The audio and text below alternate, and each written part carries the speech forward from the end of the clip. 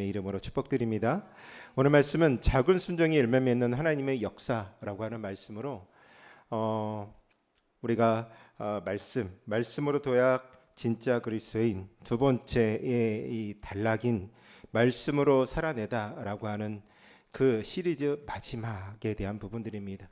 원래는 이제 잘 왔으면 6월 말에 다 끝났어야 되는 부분들이긴 한데 우리가 또한 말씀을 외부 강사를 통해서 듣고 했던 부분들이 있어서 조금 미뤄지기도 하였습니다. 그러나 그럼에도 불구하고 그 주시는 마음이 또 하나의 말씀대로 살아가고자 할 때 그 안에서 주시는 그 은혜, 그리고 말씀으로 살아낼 때 우리의 삶에 다가오는 기쁨이 더욱더 충만하시기를 예수님의 이름으로 축복드립니다.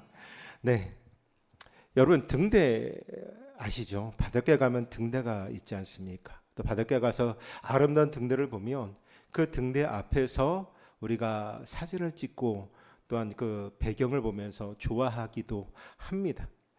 네, 이 등대의 역할하는 등대지기를 보면 되게 힘들 것 같습니다. 어느 순간에는 이 매일매일 기름을 지금이야 LED라고 하는 전구가 있어서 쉽게 그것을 교체하고 나아갔지만 옛날 등대 같았으면 기름을 채우고 심지를 가다듬고 또 렌즈를 닦아야 하는 것이 등대의 지기의 역할이었습니다. 하루 종일 그 빛은 바다를 비추고 있습니다. 대부분의 시간 동안 아무도 그 빛이 필요하지 않는 것처럼 보인다라는 거죠.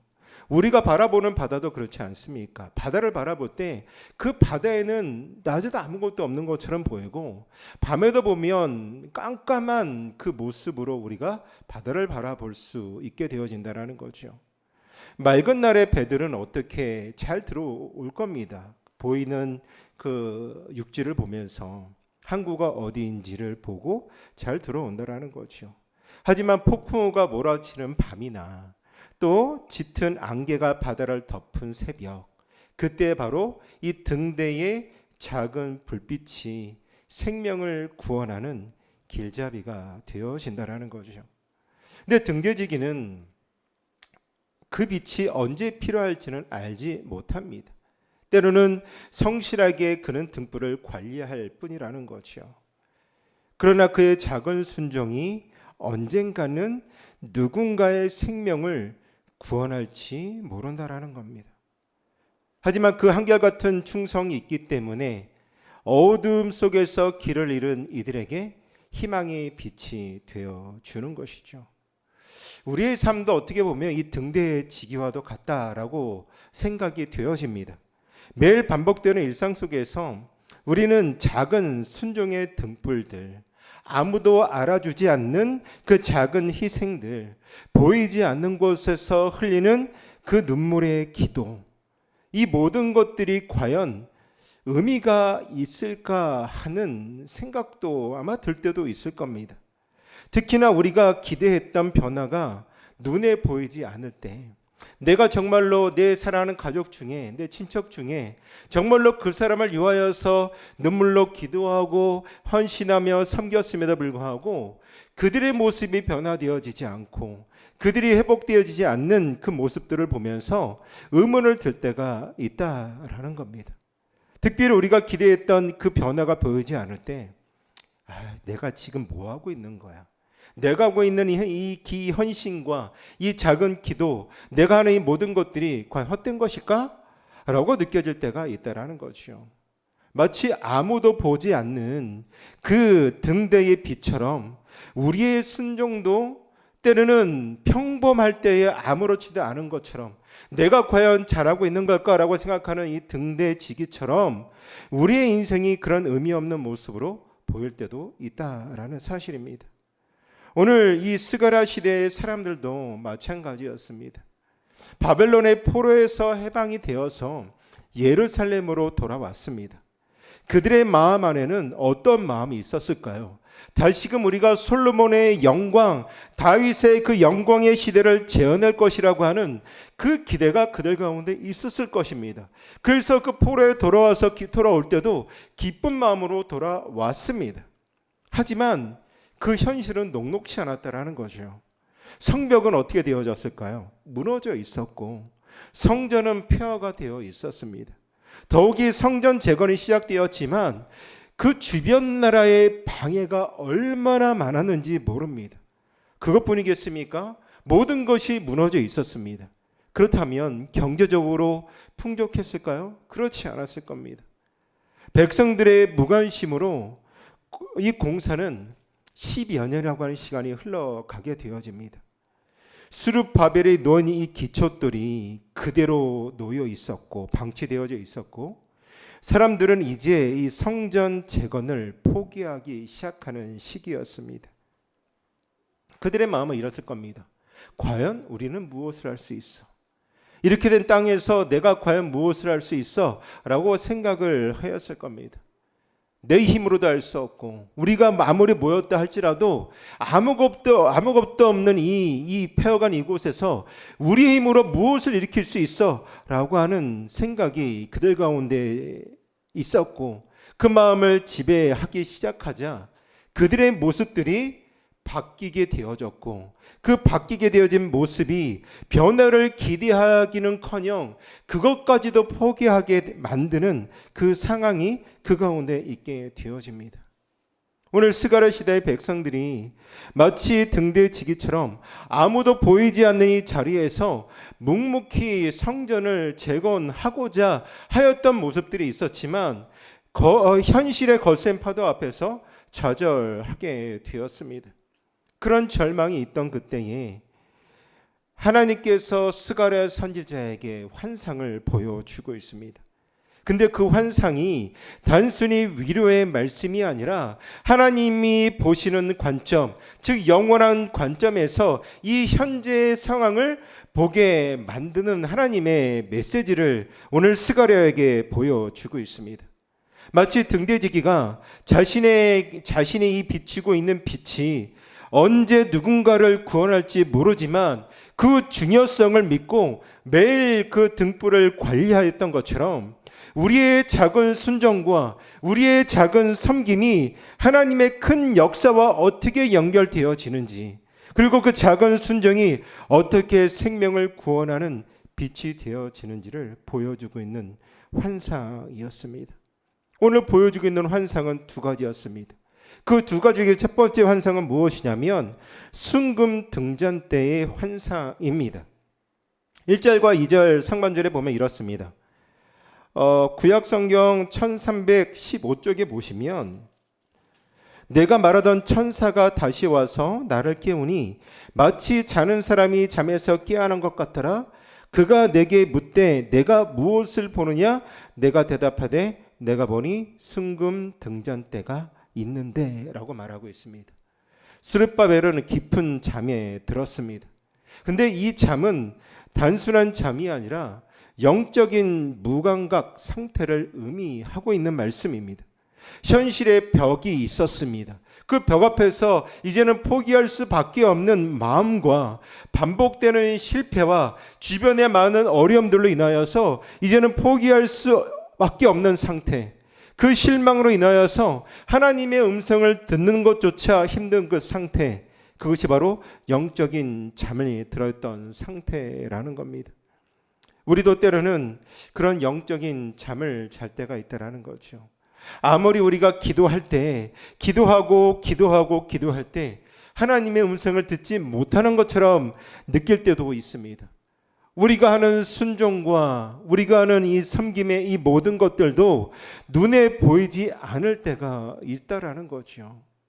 그런 영적인 잠에 들었을 때 하나님께서 천사를 통하여서 스가랴를 깨우고 있습니다. 하나님께서 우리가 영적으로 잠들어 있을 때 하나님께서 동일하게 우리를 포기하지 아니하시고 여전히 우리를 깨우시고 있는 것이 바로 하나님의 은혜라는 거죠. 이 스가랴는 그 천사가 깨우는 것을 통하여 일어나서 첫 번째 본 것은 순금 등잔대였습니다. 이 등잔대는 성전에 있는 7 등잔대를 의미한다라는 거죠. 하지만 여기서 중요한 것은 우리가 재질을 봐야 됩니다. 재질이 무엇이라고 되어 있었습니까? 순금이라고 되어져 있었습니다. 이 순금이라고 하는 단어는 바로 이 정제된 순금, 즉 불순물이 없는 금을 이야기하는 겁니다. 하나님께서 스가랴에게 보여주신 것은 현실의 초라한 성전이 아니라, 인간의 관점으로 바라봤을 때 초라했던 성전이 아니라 하나님의 관점으로 바라보는 완전한 성전을 보여주고 있습니다. 지금은 비록 기초밖에 놓여 있지 않는 곳이었고, 그런 주춧돌이 이제는 여전히 풀이 자라나고 있는, 포기되어지고 있는 그 공사가 중단되어져 있는 그 성전의 모습이었지만, 하나님의 계획 속에는 이미 완성된 순금 등잔대와 같은 성전이었다라는 거죠. 바로 이것이 믿음의 눈으로 보이는 것입니다. 현재의 불안함을 인정하면서도 하나님의 완전성을 우리가 바라볼 수 있는 믿음, 이것이 바로 우리가 가져야 될 관점이라는 거죠. 이 순금 등잔대는 하나님의 시야 안에서 우리의 작은 시작이 결코 사라지지 않는다라는 것을 말씀하여 주시고 있습니다. 하나님께서는 우리가 보는 현실보다 더 크고 아름다운 그림을 저와 여러분을 통하여서 이루시기를 원함을 반드시 기억하시기를 부탁드립니다. 두 번째 환상은 무엇이었을까요? 7 등잔과 그 기름 그릇이었습니다.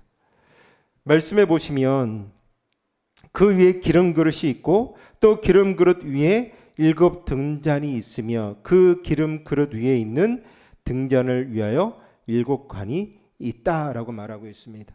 기름 그릇과 7관은 하나님의 지속적인 은혜의 공급을 상징하고 있습니다. 우리의 순종이 마르지 않는 이유, 우리의 섬김이 마르지 않는 이유는 뭐냐면 성령님께서 끊임없이 공급하여 주시기 때문입니다. 다만 이 공급은 믿음으로 하나님께 연결된 자들에게 주는 것이고, 우리가 그분께 순종하며 나아갈 때 경험하게 되어지는 은혜라는 겁니다. 숫자 7이라는 것은 성경의 완전한 수라고 이야기를 합니다. 이 완전수로 반복되는 것은 하나님이 완전한 돌보심이 우리 가운데 있음을 의미합니다. 우리의 작은 순종이라고 할지라도 그것이 하나님이 완전한 공급 시스템 안에서 이루어진 것이라면 그것은 완전한 것이라는 거죠. 또 그 등잔대 곁에 2 감람나무가 있다라고 이야기를 합니다. 당시 팔레스타인 지역에서 이 감람나무는 생명력이 강한 나무였습니다. 가뭄에서도 견디고 베어내도 또 자라나고 수백 년을 살면서 꾸준히 열매를 맺는 나무가 바로 이 나무라는 것이죠. 하나님께서 이런 나무를 통하여서 우리의 순종이 어떠해야 하는지를 분명하게 말씀해 주고 있습니다. 일시적이거나 감정적인 순종이 아니라 지속적이고 꾸준한 순종의 모습이 우리 가운데 있게 되어지는 거죠. 그러면 하나님께서 이 2가지의 이 환상을 보여주시는 걸까요?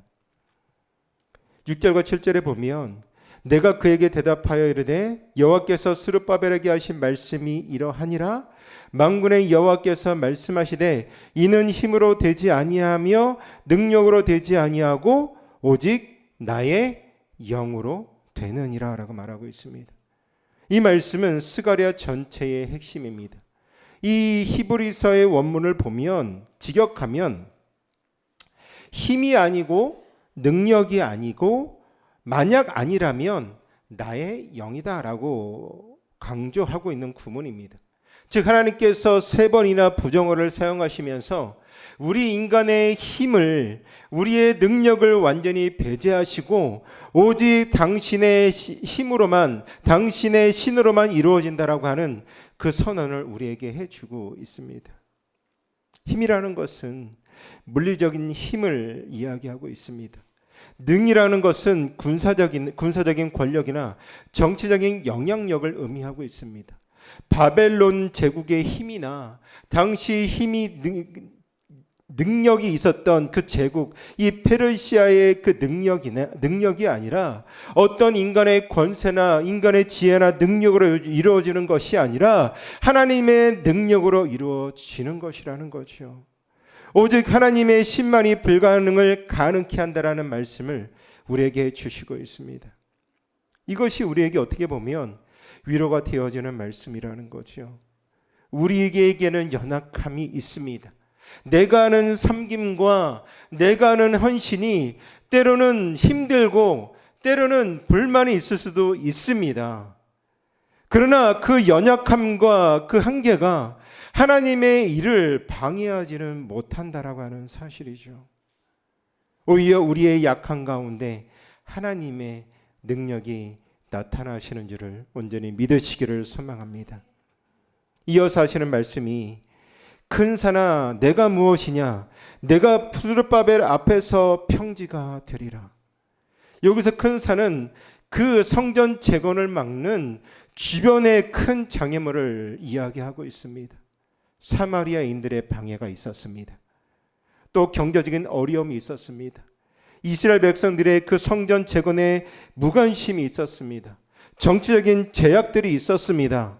그러나 그런 제약들이 우리의 눈에는 큰 산처럼 보일지라도 하나님의 영이 함께 계시면 그 모든 산들은 평지가 된다라고 말씀해 주시고 있습니다.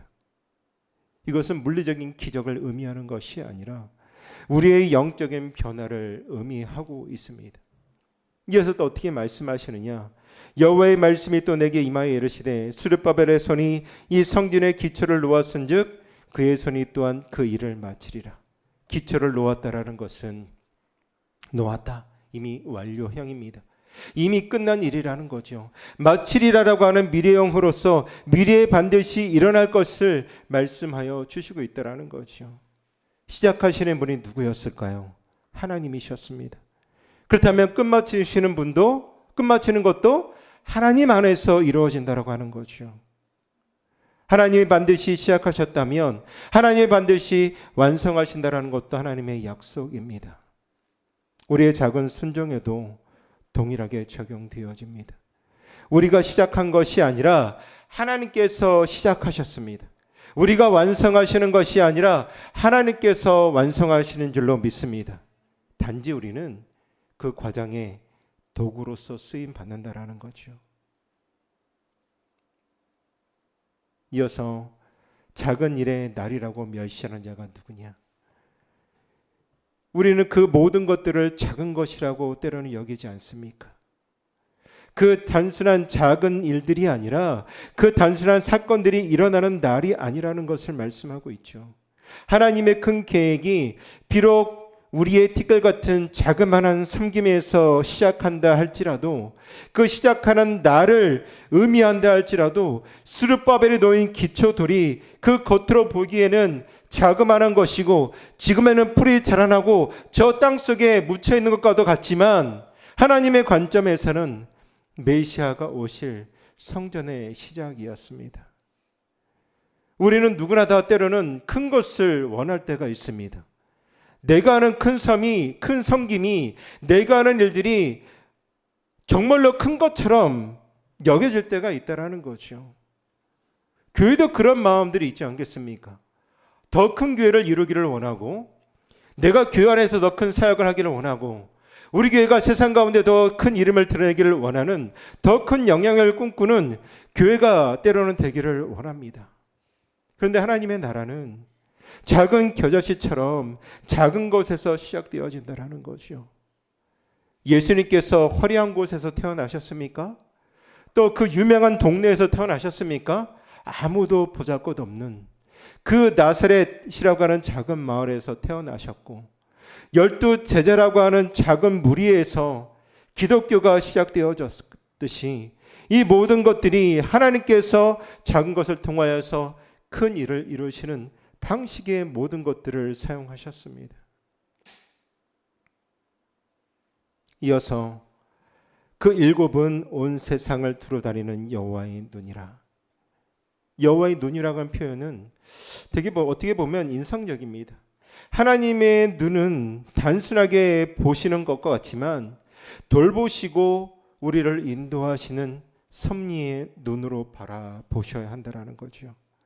역대하 16장 9절에 여호와의 눈은 어떻게 표현하냐면 온 땅을 두루 감찰하사 전심으로 자기에게 향하는 자를 위하여 능력을 베푸신다라고 말씀하고 있습니다.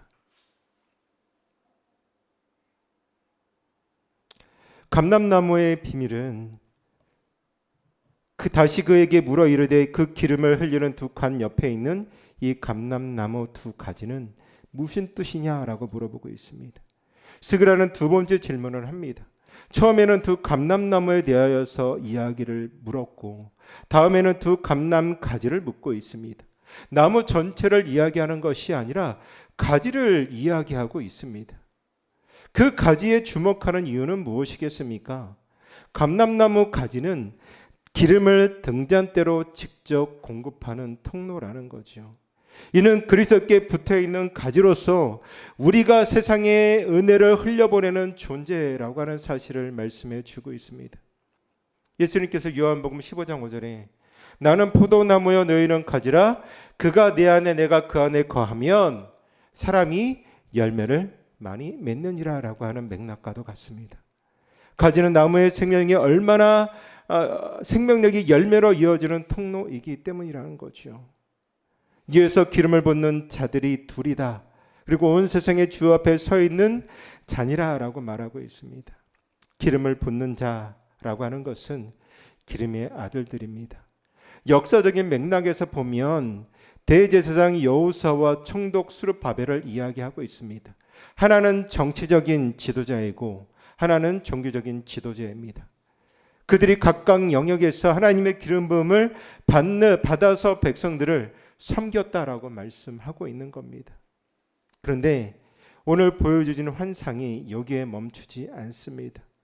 성경은 더욱더 깊이 우리를 인도하고 계시는데 이 구약의 모든 기름 부음을 받았다라고 하는 것은 궁극적으로 누구를 가리키냐면 바로 메시아이신 예수 그리스도를 가리키고 있습니다. 요한복음 15장에 예수님은 자신을 뭐라고 표현하였죠? 나는 포도나무다. 이런 맥락에서 스가랴의 감람나무 환상을 예표로 의미하고 해석할 때 궁극적으로 예수 그리스도를 가리키고 있다라고 말할 수 있습니다. 그분이야말로 끊임없이 우리에게 기름을 공급하여 주시는 분이십니다. 예수님을 통하여서 성령의 기름이 교회에게 부어지고 또한 그리고 우리 각자에게 흘러가게 되어 있습니다. 오늘 이 말씀이 우리에게 주는 놀라운 의미가 무엇이냐면 우리는 더 이상 스룹바벨과 이 여호수아처럼 제한된 역할의 지도자에게만 의지하지 않는다라는 거죠. 우리는 예수 그리스도를 통하여서 모든 믿는 자가 왕 같은 제사장이 되었다라고 말씀해 주고 있습니다. 그렇다면 우리가 기름 부음 받은 자라면 구약 시대에는 왕과 제사장, 선지자에게 주어졌던 이 기름 부음 받음이 오늘날 우리 모두에게 기름이 부어졌다라고 하는 의미입니다. 따라서 우리 각자가 감람나무의 가지가 되어서 하나님의 기름을 세상에 공급하는 통로가 되어야 하는 것이죠. 직장에서든지 가정에서든지 교회에서든지 사회에서든지 우리 모든 성도들이 하나님의 기름 부음 받은 자로 이 땅 가운데 살아가고 있다면 그 기름 부음 받은 자로 우리가 살아가기를 원한다면 그 받은 그 사랑과 그 은혜를 우리 안에서 누리는 것뿐만 아니라 세상 가운데 흘려 보낼 수 있어야 되는 거죠. 그래서 이 관점에서 보면 우리의 작은 순종이 의미가 있는 것일까요? 의미가 없는 것일까요? 의미가 있는 것으로 다가오지 않겠습니까? 우리의 작은 일들이 단순한 개인적인 선행이 아니라 그리스도의 몸된 교회를 위하여 흘려보내는 하나님의 기름이 되어진다라고 하는 사실로 여러분들이 온전히 믿으시기를 부탁드리겠습니다. 감람나무에 흘러나온 기름이 등잔대를 밝혔던 것처럼 우리를 통하여 흘러가는 그리스도의 사랑이 이 세상 가운데 어둠 속에 있는 그 세상을 밝히는 빛이 될 것입니다. 그렇다면 우리가 이 환상이 우리에게 주는 실제적인 교훈은 무엇이겠습니까? 세 가지로 볼 수 있습니다. 첫 번째는 우리의 작은 순종은 하나님의 큰 계획과 연결되어 있다라고 믿으셔야 합니다. 매일 올려드리는 우리의 기도들, 내 이웃을 위하여 섬기는 작은 배려들, 어려운 상황 가운데에서 포기하지 않는 믿음들, 이 모든 것들이 하나님의 등잔대를 밝히는 기름이 되어질 겁니다. 때로는 그 연결고리가 보이지 않을 수도 있습니다. 자그마한 섬김이기 때문에 그 섬김이 나에게 득이 되지 않을 수도 있는 모습이 보이기 때문에 그것이 지극히 작은 것으로 보일 수 있습니다. 그러나 하나님의 관점으로 그것을 바라본다면 그것은 하나로 연결되어 있다라는 거죠. 두 번째로 우리는 끊임없이 은혜를 공급받고 있습니다. 감람나무가 자동으로 기름을 공급하듯 성령께서 우리의 순종할 수 있는 힘을 계속해서 공급해 주신다라는 것이요. 내 의지나 내 능력에 의존하는 것이 아니라 우리가 말씀 안에 온전히 서고 말씀을 따라가기로 결정하였고 믿음 안에 서기로 하였다면 우리는 지치지 않고 꾸준히 순종할 수 있는 그 마음을 우리는 얻게 되어질 것이고 꾸준히 순종할 수 있는 그 은혜를 공급받음으로 그 섬김이 아름다운 섬김이 된다라는 거죠. 세 번째로 시작하신 분이 완성하십니다. 아까 시작하셨던 분이 누구라고 말씀드렸죠? 하나님이라고 말씀드렸습니다. 하나님이 시작하셨다면 우리의 작은 순종이 때로는 중단되는 것처럼 보인다 할지라도 예상했던 결과가 나타나지 아니한다 할지라도 그러나 하나님께서 시작하신 일은 반드시 완성하시는 줄을 믿으시기를 소망합니다.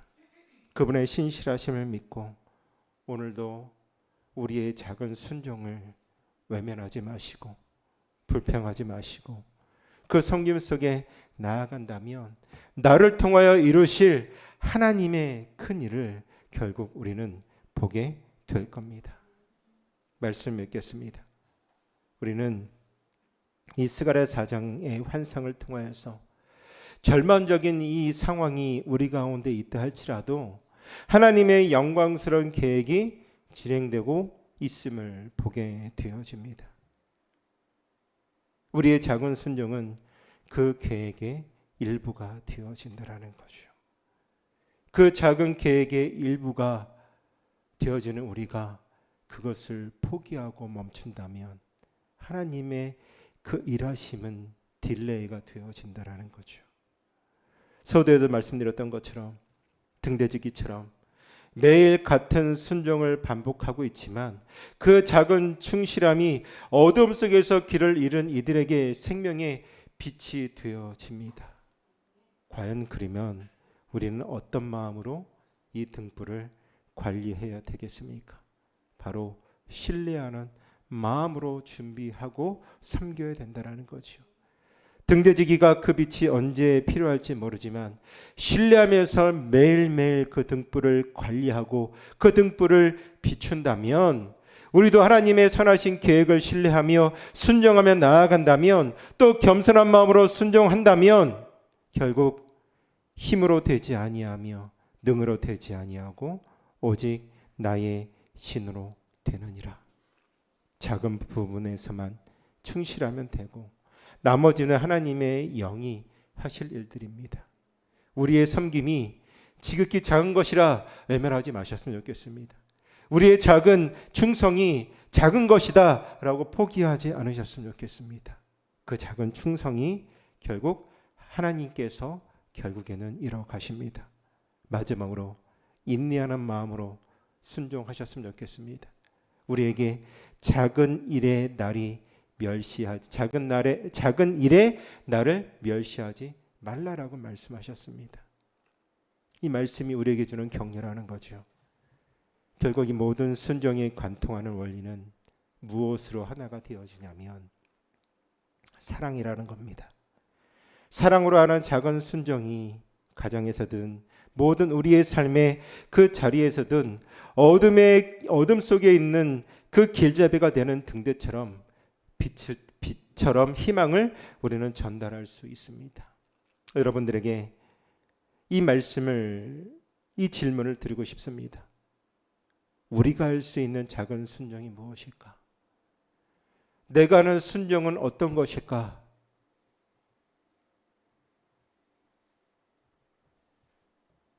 만약 우리 마음속에 그런 마음이 있다면 성령께서 우리의 마음에 주시는 감동일 겁니다.